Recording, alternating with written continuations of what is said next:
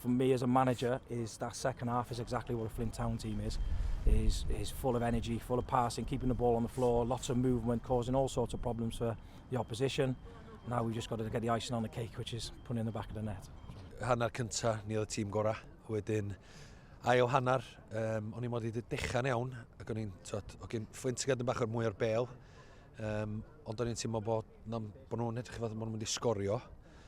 A wedyn, da ni wedi gadael un centre half nhw, just stepio fewn ta 45 yards, sy'n criminal.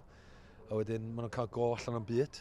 A wedyn, mae yna newid y gêm totally, dwi'n meddwl wedyn, i fod y fair of Flint, maen nhw'n well tîm wedyn. Bit of mixed emotions really, because if you look at the end of the second half, we did have the chances to win the game, but if you look at it overall, first half we were not off it, but not as good as what we knew we could be. So I think a point's a fair result. But only a few games now from the splits. How are you seeing things at the moment? Very tight on both sides, from the top six and the bottom six. So it's important now we keep picking up points. We either win or lose, but I think that's 3 draws out of 4 now for us, which is very unlike my team.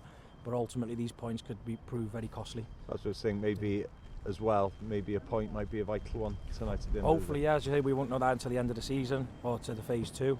But we've just got to do our part, and if we can keep picking up points away from home and then trying to turn that 1 point into 3 points and not losing games of football, we'll put ourselves in a great position in phase 2. I'm not sure whether the conditions played a part or the bit of a journey down or whatnot, but we just weren't ourselves, especially the first 20 minutes until they scored. We got a bit better when they scored, but before that we weren't on it. Dio beth yn mynd i'n gêm hawdd yn erbyn Fflint chwarae teg, ond ia na, oedden ni'n hapus iawn efo'r perfformiad. Oedden ni eisiau newid un neu ddau beth a hanner amser, just i nullify nhw lle, ac oedden ni'n teimlo bod y negas di mynd drwad, a wedyn, ia, just tan y gol na riwi, a wedyn, da'n cael loci wedyn mynd drwad.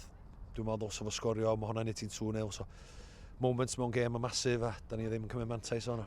Obviously Caernarfon are a very good team. They're third in the league or fourth in the league. They're obviously a very good team, so it's always going to be hard coming away on a Friday night in these conditions, so a point a good result.